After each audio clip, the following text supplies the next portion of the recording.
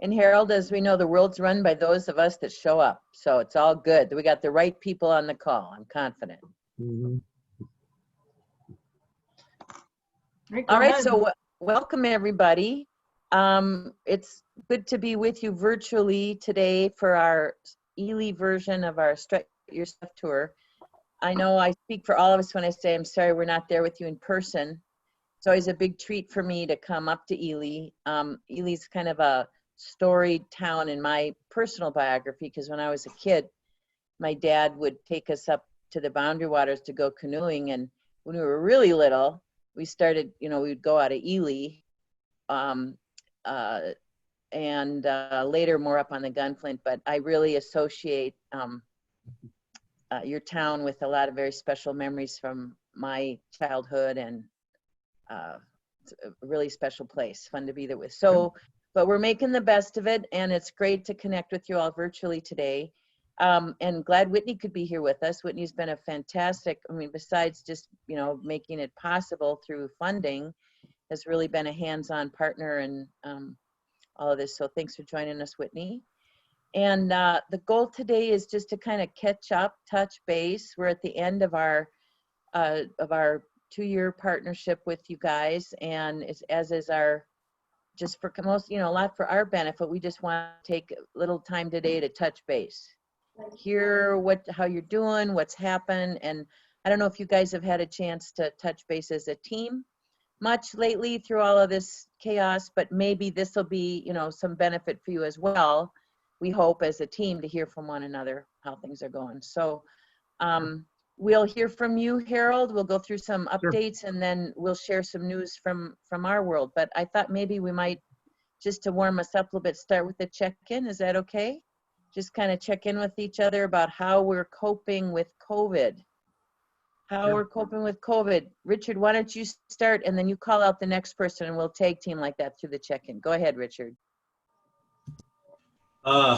That is a loaded question. I've had a unique experience. I lost my dad last month. I had to fly down to Arizona the first week in March to manage the care for my elderly folks.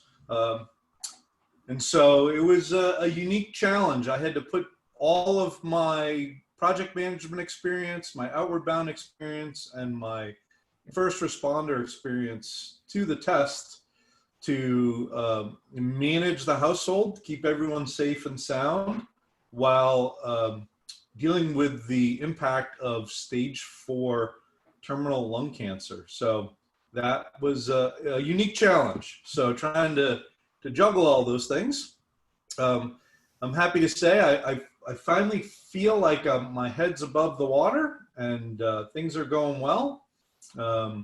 I was elated to get back to Ely, having been down in Arizona in the belly of the beast. I ended up driving 29 hours straight through to get back to Ely, and then put myself into self-quarantine for 14 days.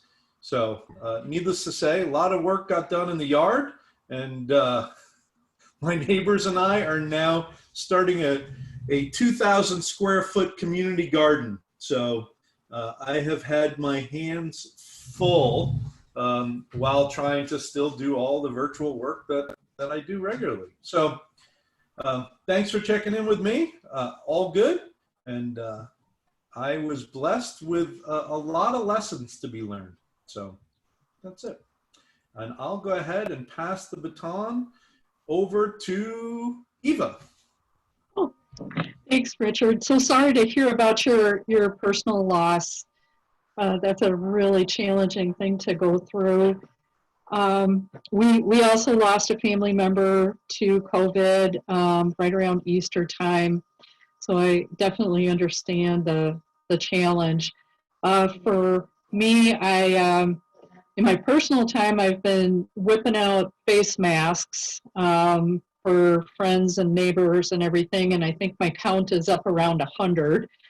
And more material in the wings waiting for when I get some more time. Business-wise, I'm the director at the Chamber, and trying to put out newsletters to the entire business community 1 to 2 times a week with all of the details, resources, things like that. So it's definitely been keeping me feeling very busy and sometimes a little frazzled. And I'll go ahead and pass the baton over to Harold.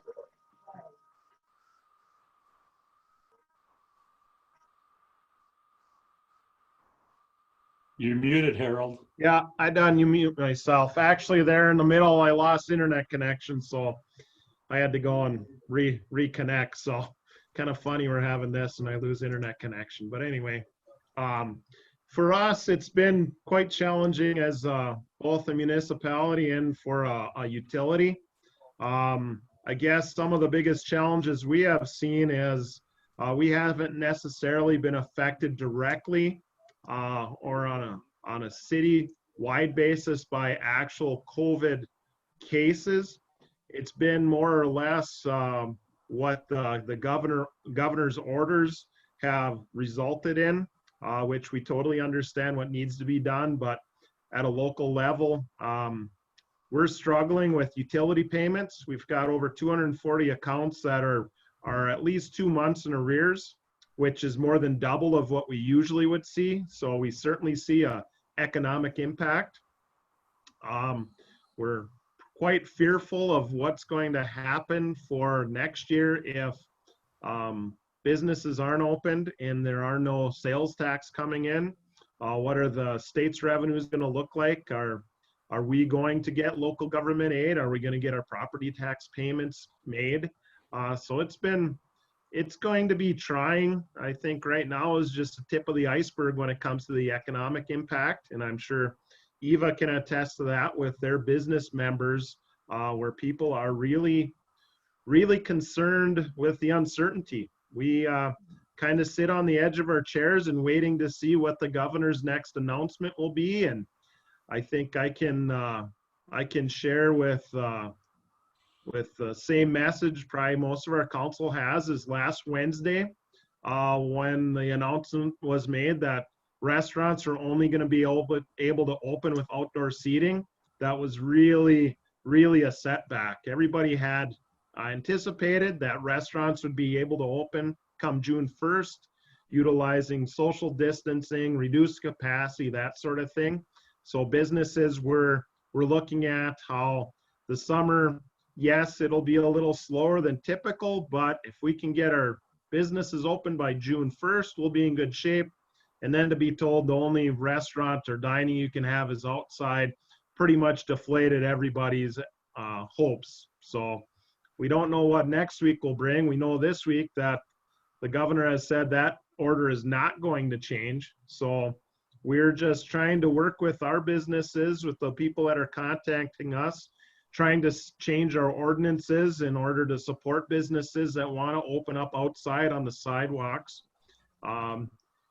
As you all know, the main street of Ely is Highway 169, and that is controlled by MnDOT. So to get authorization to set up tables and serve alcohol in MnDOT right away is going to take another special order by the governor more than likely. So it's probably some of the most trying times I've seen in my working career of 20 plus years. So I think we'll all make it through, but what it looks like at the end of the day, I don't know how many of these businesses are still going to be open. So I guess with that good news, I'll pass it down to Bill. Hi, everyone. Good to see you. You know, I know that Stillwater got permission to close Highway, I think 95, their main street, or not close it, but essentially put tables out in the parking lane. So there's a good role model for you there with MnDOT. So our work with communities has been crazy. You know, we've been preaching the importance of broadband adoption and access for 15 years or more. And now suddenly people have, you know, there's some people just discovered that people don't have broadband access and don't necessarily know how to use it.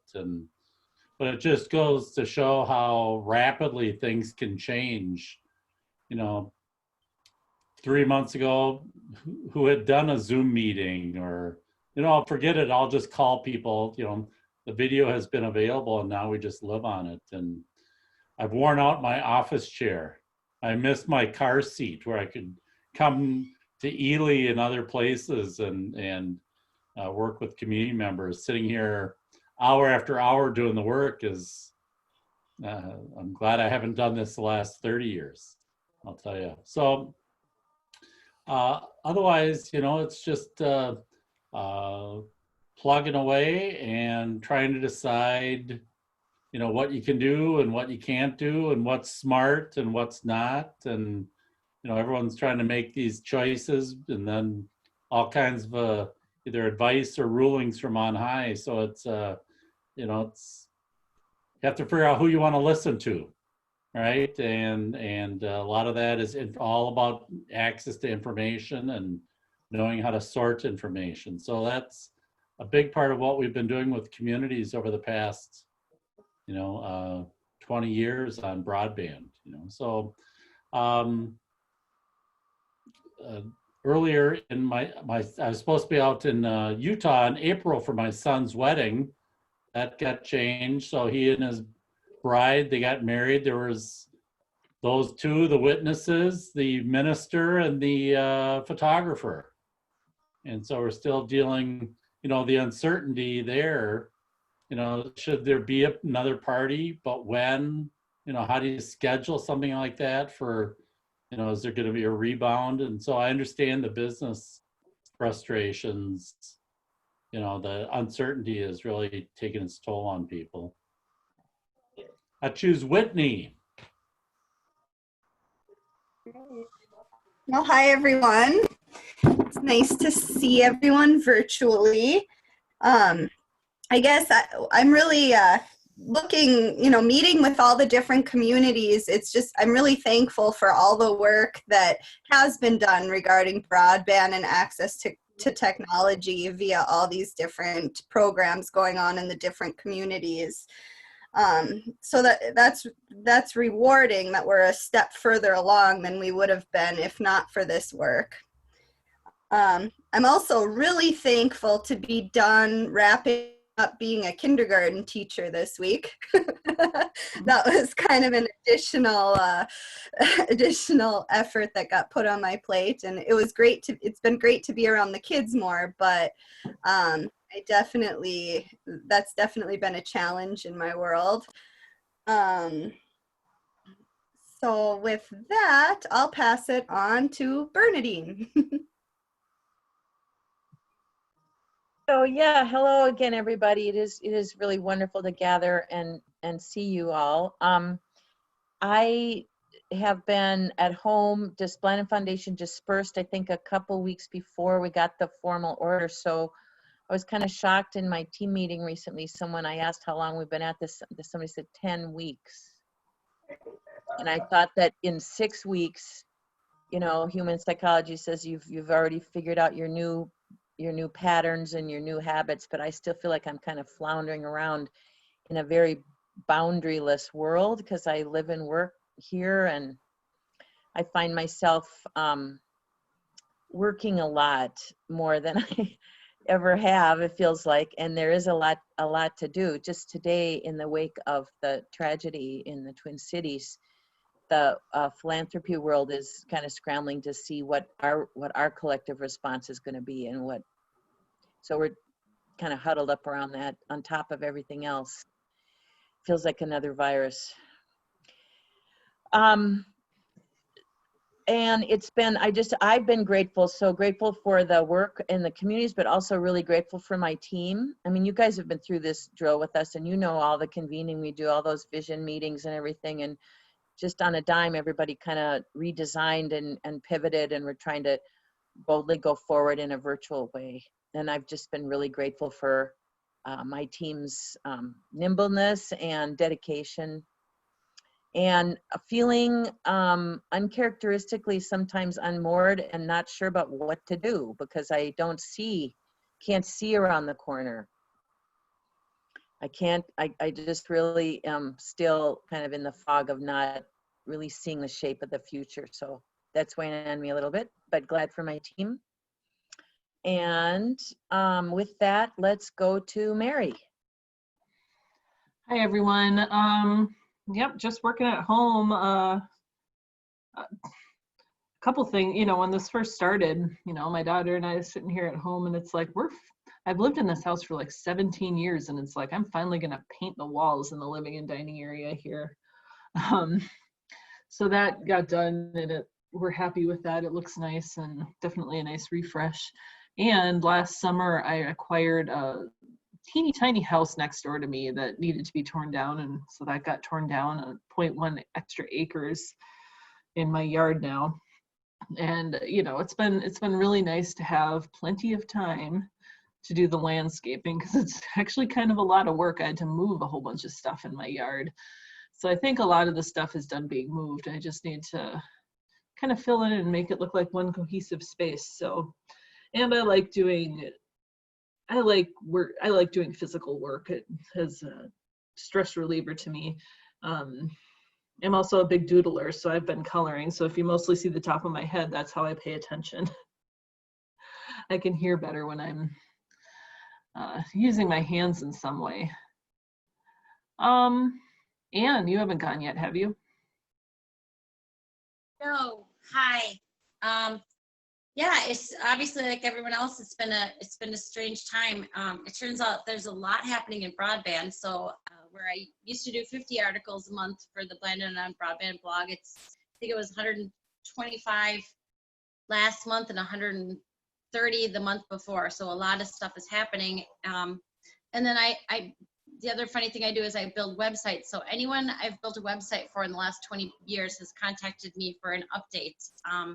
And I have a client in Ely with a resort, and I have had to be the one sort of to say, in the cities here, the COVID stuff is ever present. So we have to be a lot more careful about how do you market something that you're not sure is going to be open or not. So I was just looking at their ads earlier today, and then I was really bored. And then a friend of mine lives a block away from where George Floyd was killed the other night. And I do a lot of kind of social activist work. So I've been not bored for the last 2 days and thinking what was wrong with being bored. I can hear the helicopters I live in St. Paul, but I'm about 2.5, 3 miles away from that precinct where a lot of the stuff has been happening. And I've been there part of the time, but they're moving up University Avenue. My dad and my brother have a car wash. Luckily, they're not there yet, but they can see all the action from where they are. So it's been we had that game changer, 2-3 months ago, and then I've just had a whole nother game changer 2 days ago. So it's been a weird year. So, but I love hearing about how it's been really interesting to hear how broadband is either help people be ready for this or not be ready for this. I mean, there's just really such a gap. So it's interesting to hear the stories. So I look forward to hearing the stories from Ely. And like everyone, always miss a trip to Ely. That's always super fun. So, and now have we caught up now with everybody? Not only am I on my phone, I'm on it sideways. So I'm trying to see. Yeah, I think so. Thanks, Anne. Okay. I think we've all checked in. Thanks everybody for that. So Harold, over to you. We'll just kind of walk us through whatever update you've got. Sure. I think I'll start with probably the biggest project, and this goes back to the feasibility study, looking at how we could improve broadband in the Ely area. So as you recall, we kind of had a two-step or two-phase approach. One was to get a fiber ring in our downtown business corridor, and the other phase was to do fixed base wireless. On the downtown project, Whitney can attest to this. We did get IRRB funding last fall. We have worked through all of our engineering. We have a contractor. We are having our pre-construction meeting next Tuesday to do all the electrical distribution move all of that work. So then we have it made ready for our fiber installation, which we're working with CTC on. So it's been a long time in the making. I know I get some frustration from people wondering, well, why isn't it happening yet? When's it going to be done? You know, as many of you know, it's a big project. It's not as simple as just going and tacking up some cable onto some poles. So we replaced 20 poles. We're putting all new secondary electrical infrastructure, all new transformers, all new service drops on the electrical to the homes. And this was all to make enough room above the phone and cable lines, so we had room for our fiber to be installed. So that's exciting. CTC, we're still working with them. We have a draft lease agreement and we have a draft construction agreement. So work with Joe to get that work through. But so that's exciting. On the fixed base wireless, as many of you may recall, when we had our meetings, we had a pretty good contingency that would come from the North Arm of Burnside, some of them up at the Y camps. And when we went through this project, we had from one of the camps, I forgot his name now, Eva might remember it, but he was the director of that camp. Well, he has a son who was living out on the West Coast at the time, doing some technology work out there. What he did is he now lives in Ely. He purchased 2 storefronts in our downtown. He started Treehouse Broadband, I think. You might have to correct me if that name's wrong, but he has leased space from us on our water tower, and he's now providing fixed base wireless to a lot of customers. Not only some right in Ely that had poor service, but many in the township. So it's pretty spectacular to think 2 years ago or 3 years ago, even maybe when Bill first came to see me, to think that work we would do on a feasibility study would make it feasible for a young man to put together a project with his own money and to bring, wireless or broadband to township people that have been struggling for 20 years probably, and getting better connection through the phone company. So, I just want to thank Bill and thank Jocelyn and your whole team for making that available, that funding available in Whitney too with the IRRR, so we could do that feasibility study. Because again, we put the feasibility study together, we got the people involved. At the end of the day, one of these solutions, we didn't invest any money.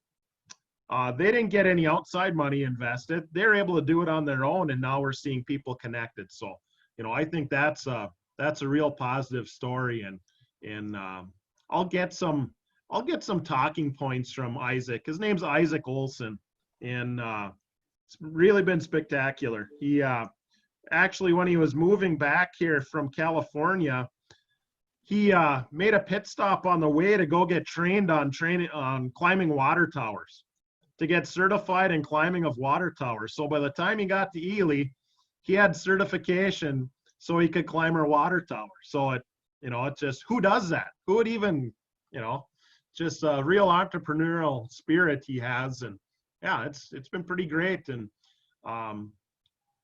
2 vacant storefronts in our downtown he's purchased, and he's got some pretty spectacular ideas on what he may do in those as well. So again, that's I think my biggest update, both on our fiber loop, which we're hoping to have done here towards the end of the summer, and then on that fixed base wireless. So Eva and Richard have been kind of the main leads on the rest of our projects, and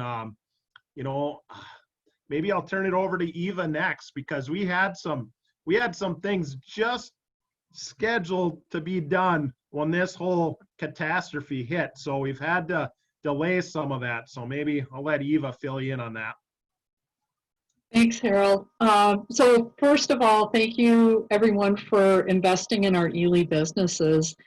This is the second year that you've invested in specific competency development of our local leaders as part of the Broadband grant. And our leaders leverage technology every day on and off site. And what we've found with the whole COVID-19 is that it's more critical than ever for folks to have skill sets, particularly in finding, onboarding, and developing employees, whether they're working on site or working remotely. And last year we focused on marketing, accounting, and HR skills.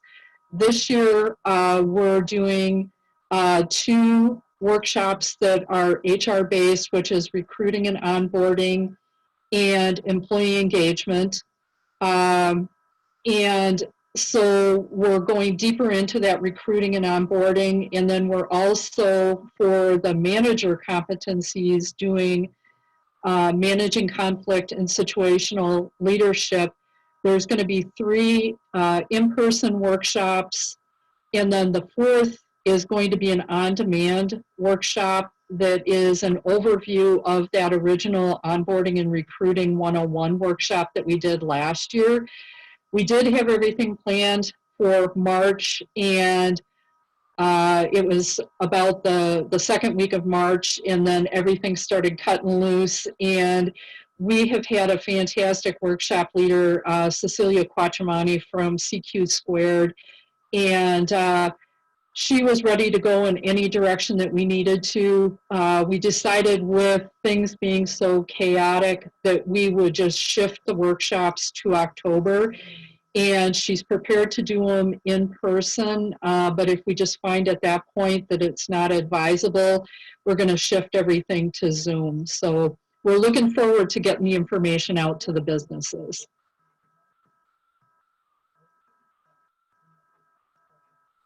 Thanks, Eva. Yeah, and as you see, we're, it was, the amount of effort put in to put those workshops together and get them advertised and get in, and from what I recall, they were fully booked. We had all the seats filled for them, and then, the decision had to be made that due to social distancing and not being allowed to meet in a group, we'd have to delay it. So I'm confident whether we need to do them over Zoom or we can do them in person in a larger venue to keep the social distancing, that's something that will be done here in the fall.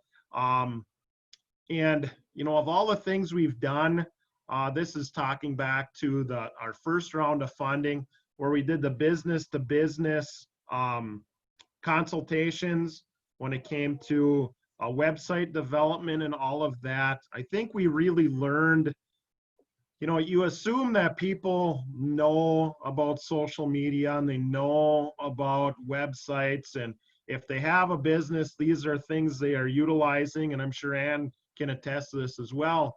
And a lot of times that isn't the case. They aren't utilizing the technology that's there, and they don't have anybody to show them or teach them. And once you're able to give them just a little bit of information, they're able to really jump on board and utilize it and improve their business. And we had Molly Schoberg do a bunch of those business by business consultations. And that's even a program Eva and myself have talked about in the past, of maybe continuing into the future if at some point we can figure out a funding source now that everything went upside down on us. But that's one thing for certain we want to expand upon. And I know Eva has shared this with me in the past, but we've got local businesses that don't have email addresses.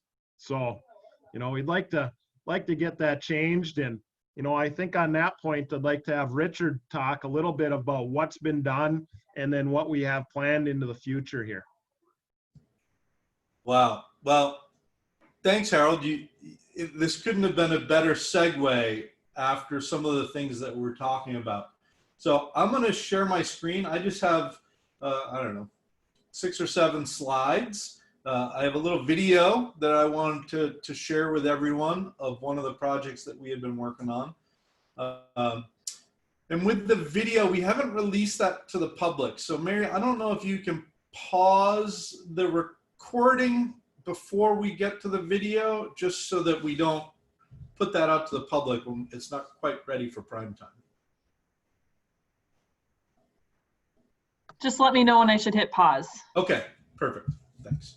I'll go ahead and share my screen. And everyone let me know if you can see my screen okay, or if I need to enlarge it.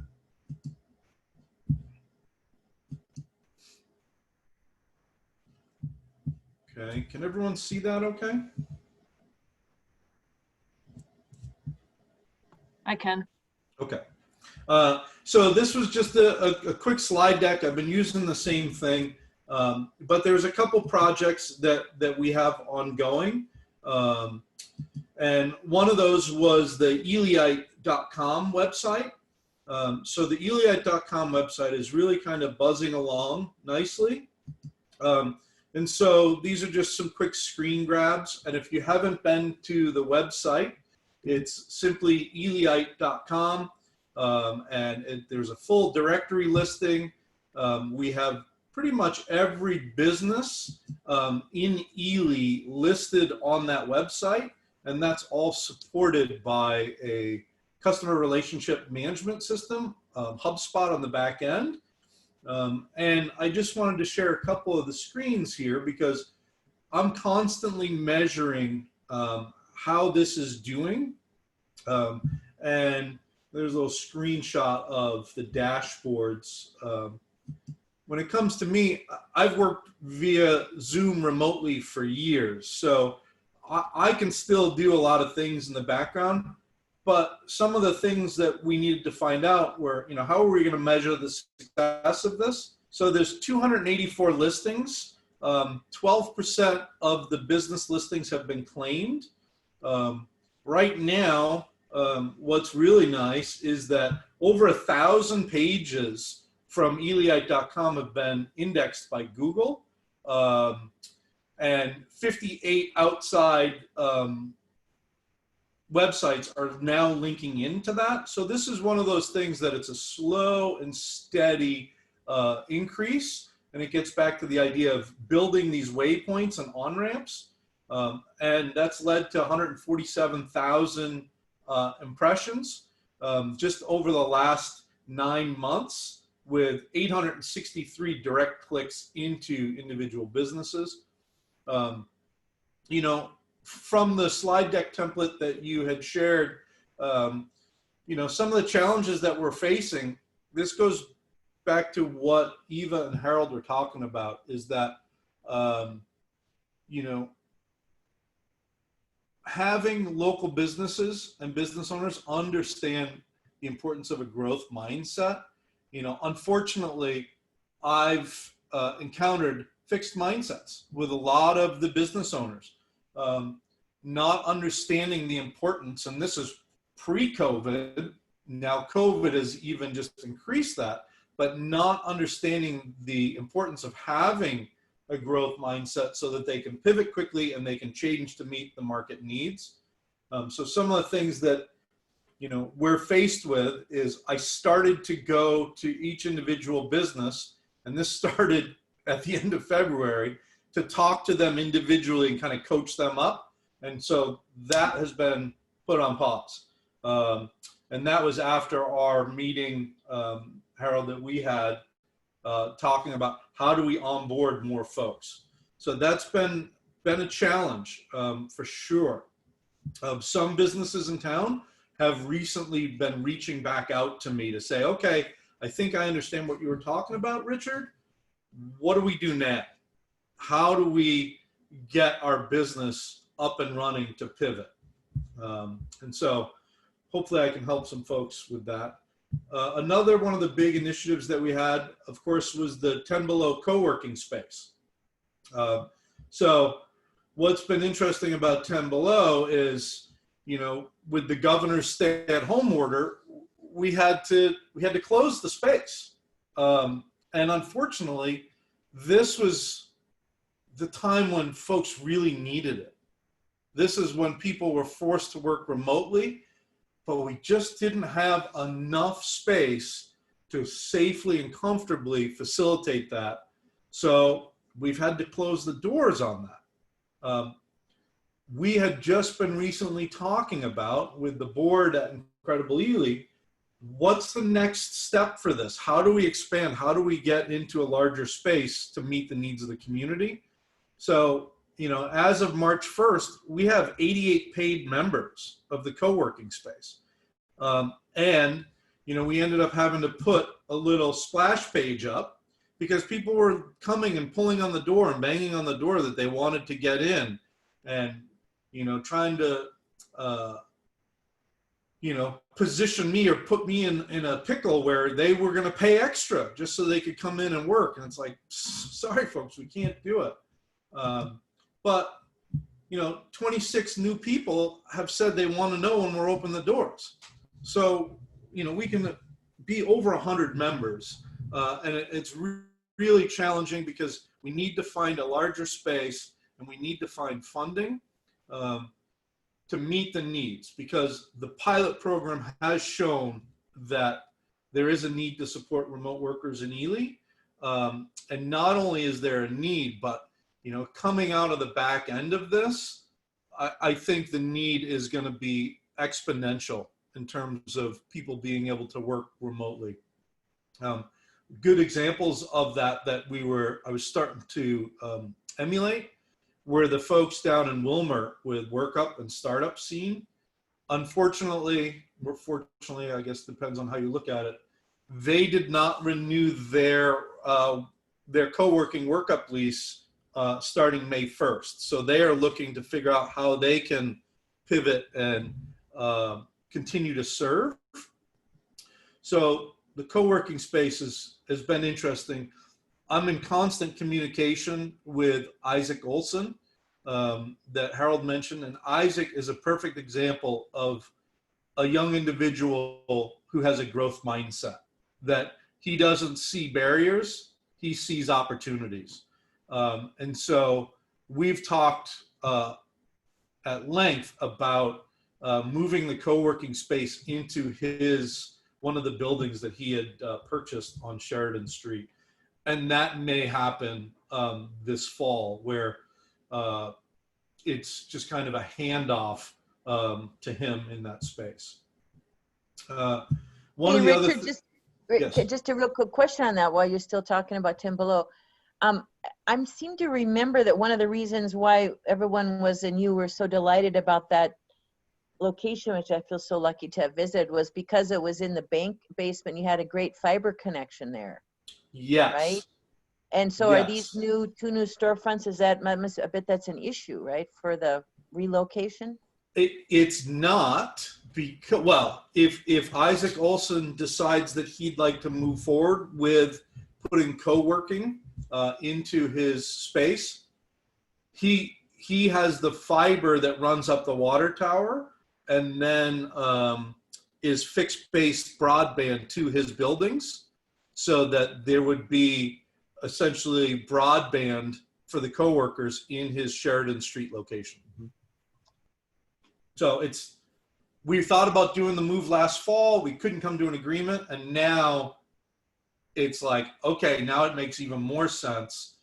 And he may be able to take the reins and to continue that pilot program. And Bernadine, just to add as well, our downtown fiber loop will run right through this alley.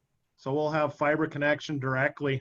And what's interesting is when we were developing the fiber project last year is when Isaac came on the scene. And at first I had a little concern about, well, are we going to assist him getting on our water tower and we're going to cut our own throat by, creating some competition against ourselves? And, both Joe and Richard and everybody involved on our team said, wow, anybody that can get a fiber connection is going to prefer that over a fixed base wireless. So it's kind of exciting how we'll be able to possibly utilize both parts of that project in those spaces. And the current 10 Below is below Clune Law Firm.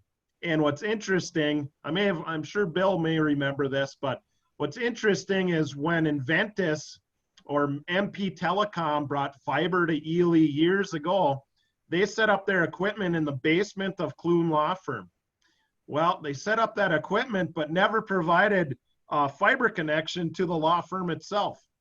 So it wasn't until we put together 10 Below that fiber was even available to any of the tenants in the law firm building. And I gotta say, it is still quite expensive of a connection as compared to what we're proposing. So just a little sidebar there, but just a little history. Thanks, Harold. Thanks, Harold. Thanks, Richard. I didn't Yeah. mean to interrupt. Please proceed. Go ahead. I would just. Go Yeah, ahead. and then so one other project that I just wanted to highlight is the Ely Through My Eyes videos. And this ties back to bringing a lot of these points together. And so a lot of this work has been ongoing. We had to hit the pause button. Most of these videos are just about completed.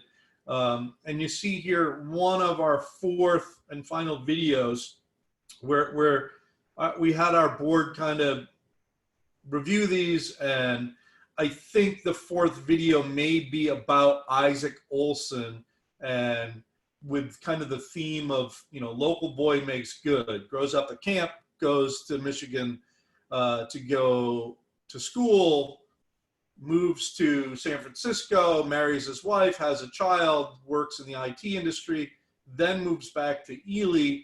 And in his moving back to Ely, you know, he could have gone and lived out on Burnside Lake. He could have gone anywhere he wanted, but he wants to invest in downtown Ely, and he wants to be part of the regrowth and revitalization of Ely. And I think it's a fantastic story. But I wanted to show you a quick video that is available. So Mary, if you can hit the pause button briefly.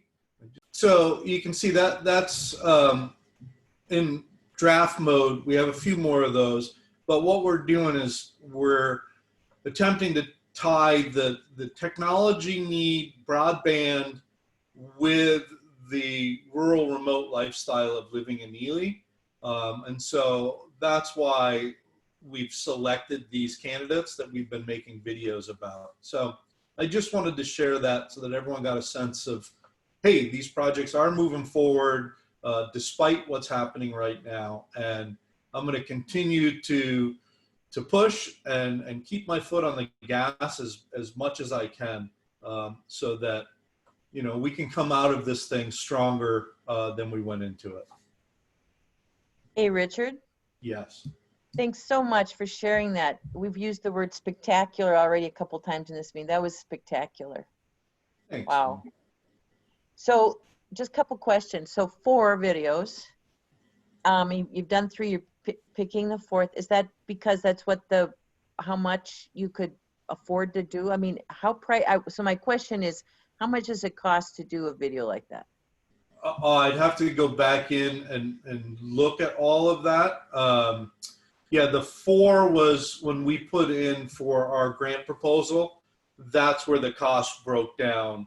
4 was going to be the limit on what we could get to get the professional footage and have our local videographers between Mike Fitzgerald and Chris Ellerbach team up to pull that off.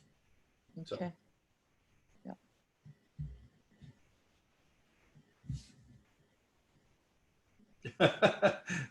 Whitney, thanks for the thumbs up. Yeah, so I mean that's what I had, and again, you know, I'm still having conversations every day, still trying to push forward, and again, this idea of educating our local business owners and entrepreneurs and moving them towards this growth mindset, I think is of a critical nature now. And I just don't know what that looks like. I just am doing my part to continue to be of service. So. Well, you've got a good partner in Eva, you know, somebody, I think she's a growth mindset person. She gets that. And she's also leaning in to listen to what they're willing to accept and open to hear about. And so I'm glad you guys are on the same team. Yeah. You can see kind of the diverse kind of look we took at this whole issue of broadband. You know, the school, for example, the school is still involved. You know, they're still, certainly when they had all their students had to work remotely. I know they've had a lot of struggles when it's came to students trying to connect in. Fortunately, here in Ely, we've got the middle mile fiber, which was installed to our public library. And we actually just had connection through CTC about a year ago. So we've got a pretty strong Wi-Fi signal there in the parking lot, so students were able to utilize that. But it really has shown how dependent we are and will continue to be on the internet to have proper broadband connection. And Whitney shared a little bit of being a kindergarten teacher, and my wife works from home as a graphic designer. And one thing, when our kids ended up having to be at home and they're in 3rd grade and 7th grade, it was really tough at first. But what ended up happening with my wife's online business over this whole thing is her revenues went to about nothing. When you work a lot in advertising, there wasn't a lot of advertising to be done, or event planning, or that sort of invitations, as Bill spoke of his son's wedding. My wife does a lot of that type of work. So on one hand, the kids coming home, having to be kind of homeschooled in a way, was real difficult at first. And then she didn't have any work, so she ended up having to help the kids through most of that. So, but having somebody at home on devices and then having the kids on their school supplied iPads really was difficult at our house, and much the same for most people around the Ely area. So I think it is going to continue to be a priority. I know locally, Whitney is well aware of this, and you guys may be as well, but Rams has been pushing really hard with St. Louis County to do a survey of speed tests across the whole county. It looks like, though, a lot of people aren't submitting or aren't participating. So that is something. Richard does our EDA website. So that's something Richard got out onto our website right away so people could do that speed test. Because if you can't share your story of lack of available broadband, it's hard for people to understand what you're talking about, especially if they're in an area that have multiple providers. So as we move forward, that's still a struggle. Getting people to speak up, to advocate for themselves on the need for broadband, but we're gonna continue pushing that. We just had an EDA meeting on Tuesday. It was a big part of the discussion again. So I think everybody working together, and I go back to the beginning again. I know Bill probably called me or emailed me 2 or 3 times before he came here. And finally, I was convinced that maybe there would be something we could do to help ourselves. And again, looking at what's been going on, Treehouse Broadband, our downtown fiber loop with our feasibility study done by Design 9, the funding made available through the IRRB, all of these things are coming together, and I think we'll be way farther ahead at the end of this than we would have been without this help from Blandin and being a Blandin broadband community. So again, on behalf of the council and the city, I thank you guys for the assistance you gave us. And it's just, we're going to keep forging ahead, and with the help of Eva and Richard and the rest of our team, there's going to be a lot of exciting things I can guarantee that are going to come out of this. If you would have asked me 3 years ago, are we going to we'll be able to put together some really great videos of the lifestyle in Ely and what's available, and some real great local stories. I wouldn't have had any idea how we were going to accomplish that. So it's just, we've got a real talented team, and yeah, again, thanks for your guys' assistance. And we've got a little bit of money left in that program. And as some of these other projects maybe don't pan out, I think we're going to continue to look at the things that are making us successful in this effort and continue to, focus on that. Well, Harold, you do have a very talented team. I mean, it's just oozing out of you, right? Even right through my computer screen. And money's fine. And I know Whitney echoes my thought that it's nice to be able to provide financial resources, but without the leadership you guys have shown in your ideas, it just doesn't matter. So you guys are the real heroes of this, and you've been a terrific model for other teams. It's been a pleasure working with you. I'm glad it's been a good experience for you too. Yeah.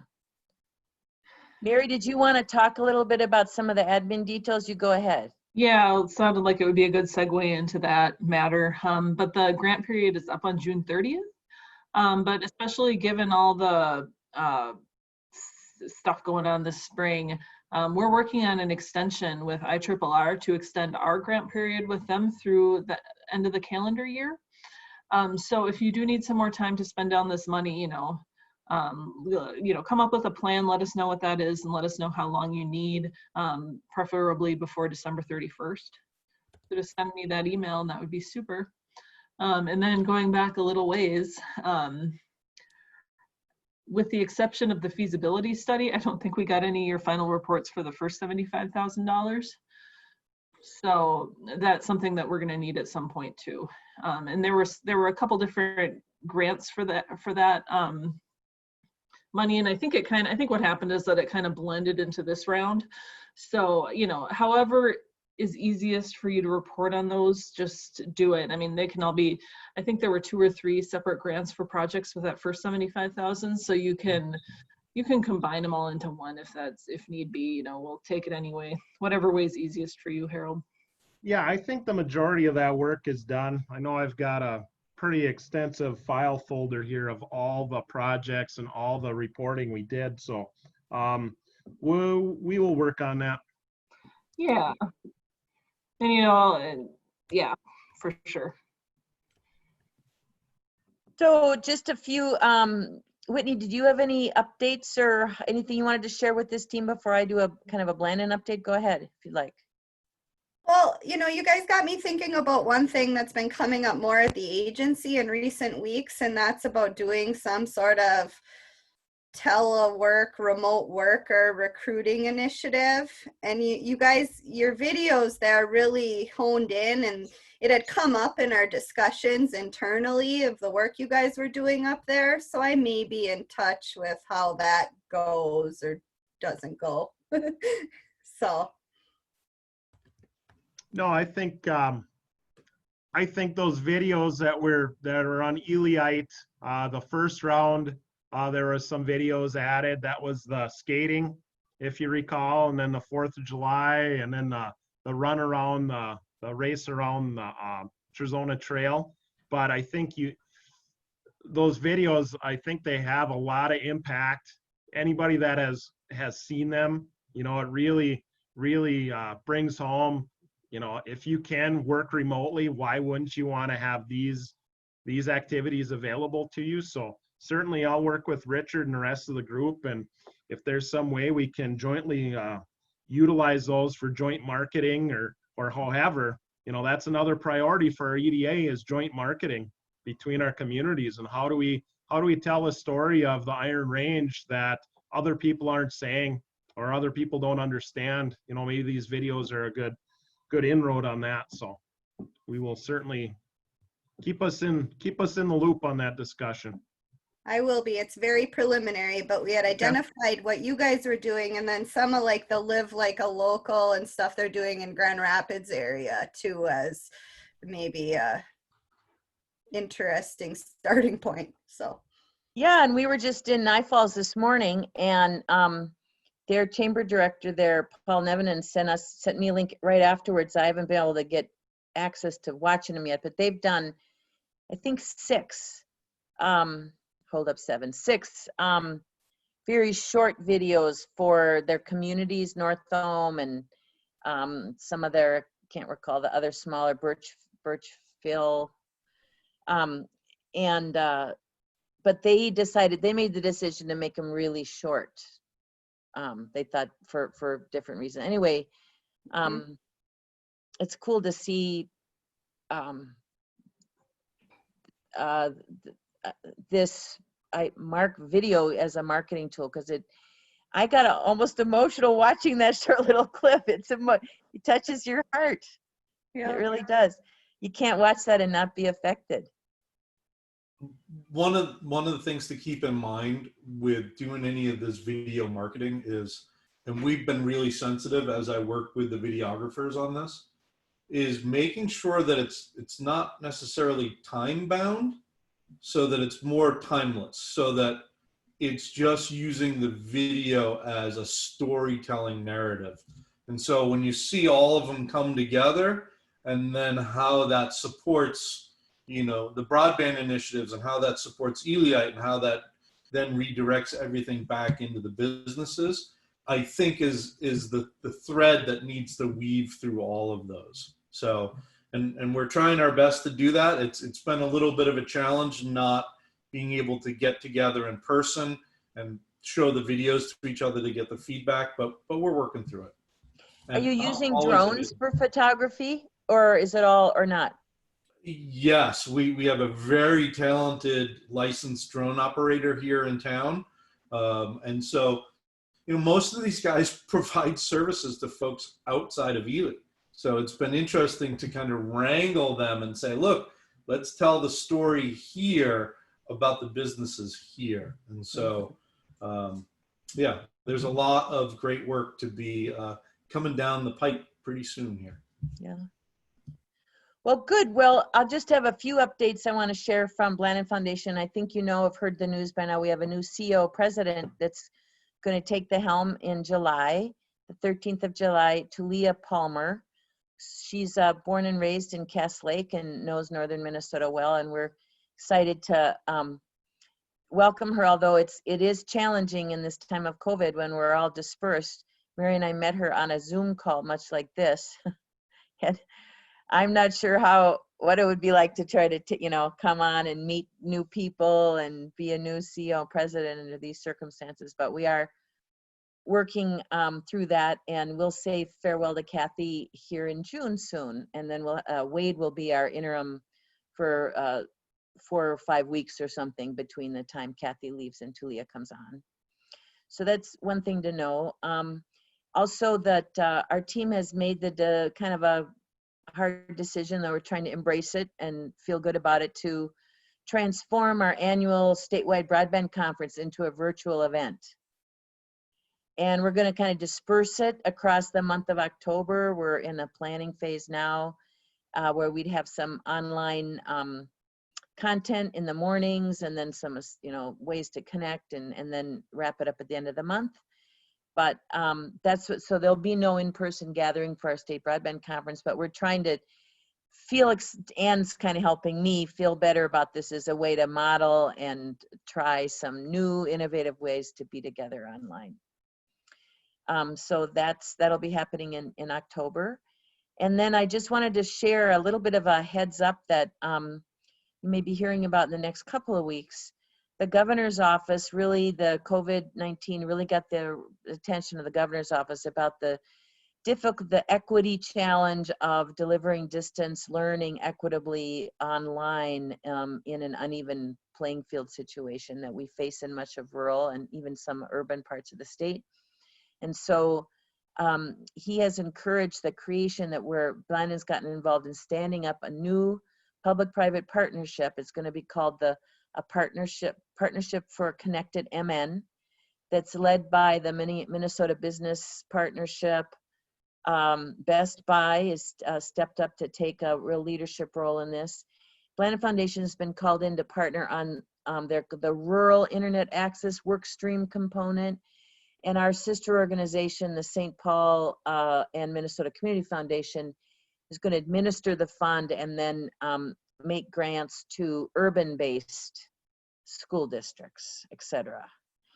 The partnership's intention is to raise somewhere north of $6 million and then get those monies on the street this summer. So it's a pretty accelerated timeline. And we are looking at working through these technology education clusters that form a network called Minnesota Education Technology Network. And your node for Ely on that network is the Northeast Service Collaborative. So they will be invited into this conversation to figure out how best to put these resources as close to the ground in your communities as possible to help with. So it's focused on three things: connectivity, devices, and then what they're calling supportive services, educational and other mental health services to help students succeed in online learning. It's kind of being formulated, but I wanted Harold especially, and Richard, you guys, and Eva to be aware that this is happening. And again, it's the Northeast Service Collaborative. Probably John will be the person that we'll link to. So that's kind of all the updates we've got, unless I've forgotten anything. Anybody, my team wants to remind me? No, I'd just like to say what a great job you guys have done throughout the process with a good group of volunteers and highly motivated group and cool projects. And, you know, I think that intelligent community model makes a lot of sense for Ely with, you know, such a emphasis on marketing and branding. I think that you've done a great job on that. The connectivity side, you know, that the micro level in the incubator, the, you know, downtown, looking at that, what's possible for that. And now this wireless technology. And I guess I would really encourage you to keep an eye on the treehouse folks and make sure you're kind of care and feeding them. Because and a lot of times I look at them and they're kind of string and can wireless companies. You know, it's a guy, and all of a sudden now they have 30, 40 customers. And, you know, putting up a couple radios is one thing. Running a business over a long term is another thing. So I don't know what his experience is. Maybe he doesn't need any help, but I would just encourage you to keep an eye on that. And if he needs a mentor, that would be a smart thing to think about, because, you know, one day he may get his internet bill and not have enough money to pay for it, right? And then he's just done. And then what have you got? So, so just be nice to him and help an entrepreneur like that to succeed. I think that's really important. Maybe could feature him in a video or something about Ely and cement his connection to the new community. Absolutely. And Isaac, he'll be around for the long haul for sure, because he believes in that ethic of service. At the same time, you know, he's talked to me about, you know, having me come on board and help him with a lot of the business development side of things and the project management. He's awaiting some funding approvals through Morse Township and what they're looking to do with him as well. And I just wanted to throw out there to the group, and I'm happy to share this with you all after we get off here, but we had put together a big grant for the Google Impact Challenge that we submitted. Unfortunately, we were not awarded that, but that really spoke to essentially all the things we're talking about today in terms of how to serve, how to mentor businesses, how to incubate them, how to get them connected. And we thought we really had our finger on the pulse, but unfortunately all of those recipients were down in the Twin Cities. So It is unfortunate. but we still have a great, you know, packet to build off of with ideas. So I'm happy to share that with the team if you'd like to see that. You know, I don't know how much is business development in that kind of, in that grant application, but it seems like, you know, EDA now has federal money available for economic development, broadband, technology-oriented projects. And that might be an opportunity. We're going to talk about that program on next Tuesday morning. We're offering now a Blandin Broadband leadership roundtables. And I've got a lot of work to do to read federal documents between now and then. So I can, but I've got some folks coming on who are more familiar with EDA and their programs and how this might work. And so it should be an interesting discussion. And I know in Northeast, there's always a push to do regional things, and maybe there's an opportunity for big regional projects and smaller ones at the community level as well. So, and I don't even know if the Google stuff you proposed is appropriate. So, but it's all about, you know, creating economic vitality, new jobs, new businesses through use of technology. It's not just infrastructure. So think about that. Yeah, thanks, Bill. That I did actually forget to mention these series Tuesday mornings. I'm glad Bill talked about that. Every Tuesday morning at 9 o'clock, and you can find the links to that on the Blandin Broadband pages, a webinar banner, and then blogs about them through the blog as well. So every Tuesday morning, and it's been a nice, interesting group of folks at Simon. Steve Howard's joined us a couple times, and as Bill says, on Tuesday I'll be talking about the EDA grants. So you can share that with anybody. It's everybody's welcome. I just want to touch on Bill's comment on the fixed base wireless. What's interesting is I actually have Isaac hooking up 2 of our city buildings that I have been unable to get Frontier to give us internet service at. So both our water plant and our wastewater plant, I've tried for over 12 years to have them hook us up for internet so we can have service there, and they haven't provided any. So we're going to have a real vested interest in Isaac staying active. And what's also interesting is when he got the lease from us, he pays a nominal fee to the city to be on our tower and utilize some of our power there. But I told him whenever he goes up the tower, let me know. So if people call me asking me what's going on at the water tower, and I can tell you he is up there 7 days a week at many odd hours of the day and night to get his equipment updated and adding equipment. So as Richard had said, he's very involved, and I've got a lot of respect for him, and we will certainly help him along any way we can. And Whitney can attest to this. The town of Morris presented a project to the IRRB of teaming up with Frontier to expand internet access broadband within the township. As you may be able to believe, the IRRB didn't fund it. So now they're working with this project, and things are looking good. Township people are excited, and I think it's something that'll be feasible. So Good. Thank you for that input, Bill. Yeah, and advice, from you guys to him is always welcome, but checks are even better. So that's good. Thanks, everybody. Thanks to this great team and your leadership. It's been wonderful visiting with you again today. Don't be strangers. You know where to find us.